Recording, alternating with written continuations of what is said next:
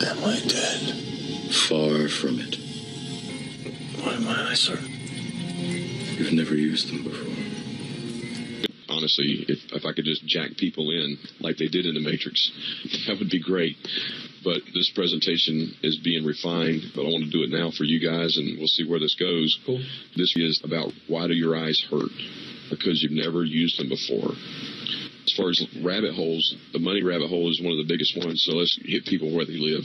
This is a normal deposit slip from Bank of America. If you see on the side here, it says that checks and other items are received for deposit subject to the provisions of the Uniform Commercial Code and any applicable collection agreements. 99.99% of people have never even read this language on their deposit slip and know that this is part of it. In addition to that, once they've read this, they still don't go read the Uniform Commercial Code, and they don't know what the applicable collection agreements are. So therefore, how much do you know about this contract? It's a deposit ticket. Yes, it's part of the contract. Now, this is the number, and people say, well, that's my account number. No, it's not your account number. It's their account number. They're the ones that assign it. And if you go read your account holder agreement, like one with Wells Fargo, it tells you that the bank may accept and act on any legal process it believes is valid, whether served in person or by mail, fax, or at any bank location, and that the bank will not notify you of a grand jury subpoena affecting your account, and it may, as its sole discretion, close your account at any time. If you don't believe this is true, then here is an actual account holder agreement. This is scanned in. This is one from Bank of America, and it says that the agreement and the deposit relationship do not create a fiduciary, quasi-fiduciary, or special relationship between us. We owe you only the duty of ordinary care, and we are the ones defining what ordinary care is. Our deposit relationship with you is that of debtor and creditor. Now, if you don't understand who's who, let's see who can change the contract. Changes to this contract, we may change this agreement at any time. We may add new terms and conditions. We may delete and amend these existing terms and conditions. We may add new accounts and services or discontinue existing accounts and services. We may convert your existing accounts and services into new accounts and services. In other words, the creditor can do what they want to. The debtor has no rights. In this case, that would mean the bank is the creditor. Your relationship with the bank is that of debtor. I imagine that right now you're feeling a bit like Alice. Tumbling down the rabbit hole? You could say your relationship with the bank is that of debtor. Wow. Now, where does this show up? In Title 12 of their code, in Section 90, where it says deposits of public money and financial agents of the government, all national banking associations designated for that purpose by the Secretary of Treasury shall be depositories of public money, and such regulations may be prescribed by the Secretary. And they also may be employed as financial agents of the government, and they shall perform all such reasonable duties as depositories of public money and financial agents of the government.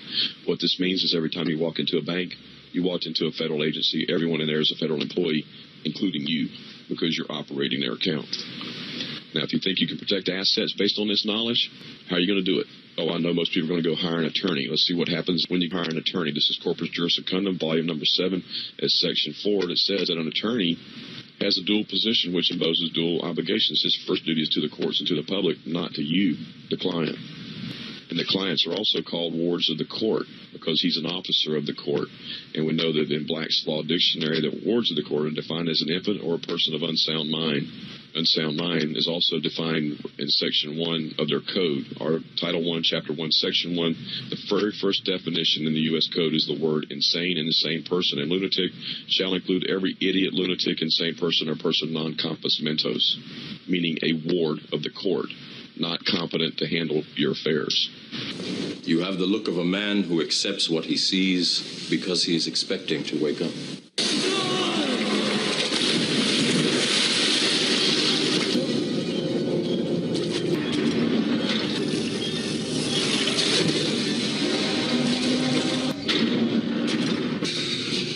Welcome to the real world.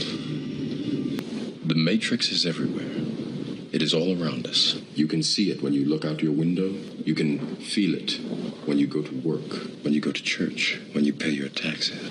It is the world that has been pulled over your eyes to blind you from the truth. What truth? That you are a slave, Neo. Like everyone else, you were born into bondage. And since you're not competent to handle your affairs and you have to be taken care of, you're a ward of the court, you're a child, then you can't own anything. So therefore, in 1933, on April 17th, they passed Senate Resolution number 62 and said all ownership of property is in the state.